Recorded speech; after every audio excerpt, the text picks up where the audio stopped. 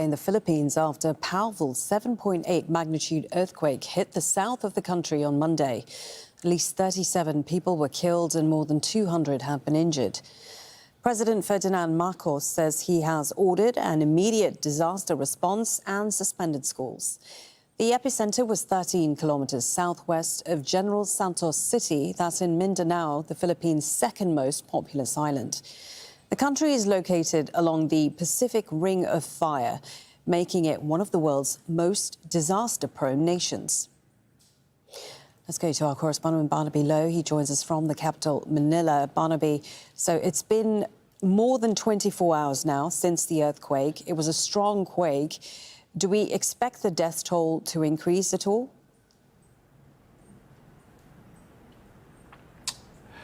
Well, Malene, of course, one death is one too many, and indeed it's a miracle that given the extent of the damage, we're not seeing the death toll in the hundreds or thousands more than 24 hours now after the earthquake struck. One of those miracles was at that fast food restaurant that we were reporting on Monday that came crashing down. It turns out that people were able to flee before the building crumbled. Now, the National Disaster Agency says that only a handful of people are missing, and this is a big but, authorities are not discounting the possibility that more people could be missing because, for instance, they don't have a proper accounting of the number of people inside a supermarket and shopping mall that we know sustained heavy damage. The earthquake struck at 7:37 in the morning local time, so there might not have been shoppers in those establishments, but there would have been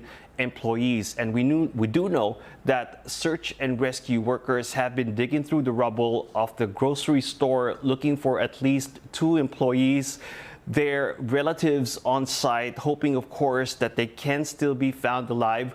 We also know that nearly 2,000 homes have now been assessed to be damaged and 6,000 schools affected. So we do know that, or we do expect the death toll to go higher, but it remains unclear how much higher. Of course, everybody's hoping that the death toll will remain in the low dozens. Malene. So what is the focus then of government response right now? Are they facing any significant challenges? Yeah, clearly, Malene, the focus right now is the search and rescue operation. Search crews are racing against time. They're hoping, of course, to still be able to pull people from underneath the rubble alive. And given the widespread destruction, the national government has sent army personnel to help with these search and rescue efforts. Now, the center of these operations are in General Santos City, where buildings have collapsed and where a state of emergency has been declared. And in neighboring Sarangani province, the epicenter of the earthquake, and where there was a major landslide. Now, one of the bigger challenges, of course, is that dozens of roads and bridges have also been damaged. So there are roadblocks, but the Public Works Department says it is working to clear those roadblocks as soon as possible. At the same time, government engineers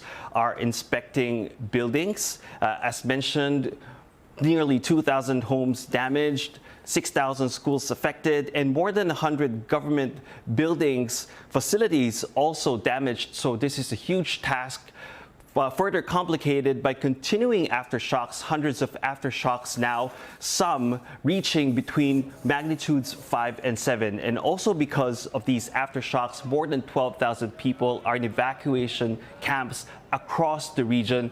The government says it's ready to provide them with food and other basic necessities for as long as needed. And the next phase is to build temporary shelters for those who lost their homes and to provide temporary shelter kits to those whose homes are partially damaged. Malene. Okay, Barnaby there with the very latest from Manila. Thank you.